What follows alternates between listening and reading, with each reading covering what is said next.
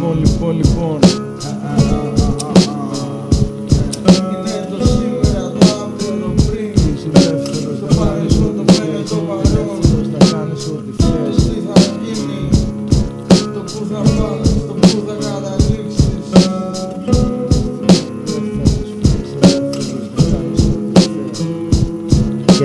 Πρώτη σου φορά σε αυτόν τον κόσμο, δεν έχεις ιδέα τι σου συμβαίνει. Είναι πρωτοφανές για τα μέχρι τώρα δεδομένα. Αισθάνεσαι τα πάντα διαφορετικά, ανασθένεις και βρωμάς κομμάτια σάρκας πάνω σου το φρέσκο αίμα. Το γάλα να ζητάς από κάποιον και από κανένα. Την αναγνώριση της μάνας στο βλέμμα. Στο κόμπο αυτό πολύ σφιχτά δεμένη. Για πάντα, για πάντα, για πάντα, για πάντα μεθυσμένοι.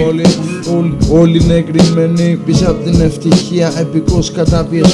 Δεν θες τέτοια ζωή τρελέ, με αυτή σε περιμένει. Θα αλλάξεις τους κανονισμούς στο παιχνίδι της μοίρας, μπλοκάροντας προορισμούς της γύρας. Αν είσαι σε θέση να επέμβεις σε καιρός, η κούλαση εκεί γίνεται το ίδιο μέρος. Μη γελάς μικρέ μου φίλε, από εδώ και στο εξής θα ακούς τραγούδια θλιβερά για να ταιριάξεις στην τρελή πραγματικότητα. Τα ηγεί σε καταπίνει όσο βαδίζεις την τελευταία της ενότητα. Ζεις όπως θες, σχέσε καθοπρεπισμούς και πρότυπα. Δεν βλέπω δύση για την ανθρωπότητα.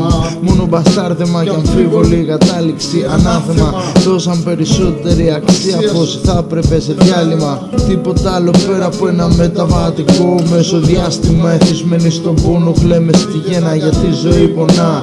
Τα πλάνα τους για σένα βαρισίματα και πάντα φωτεινά. Προκαθορισμένα μη αφήνοντας χώρο για σφάλματα. Ανεκφραστή και ψύχρησα αναγάλματα. Τα πάντα πρέπει να γίνουν σωστά. Και ενώ πως ήταν προγραμματισμένο, το μονοπάτι που σου χάραξα να ακολουθήσεις, σταθήκες και σκέφτηκες ποιος ο λόγος. Έτσι αποφάσισες τον δικό σου δρόμο για να ανοίξεις. Ελευθερία σκέψης, το τι γεννιέσαι δεν το χρωστά σε κανέναν.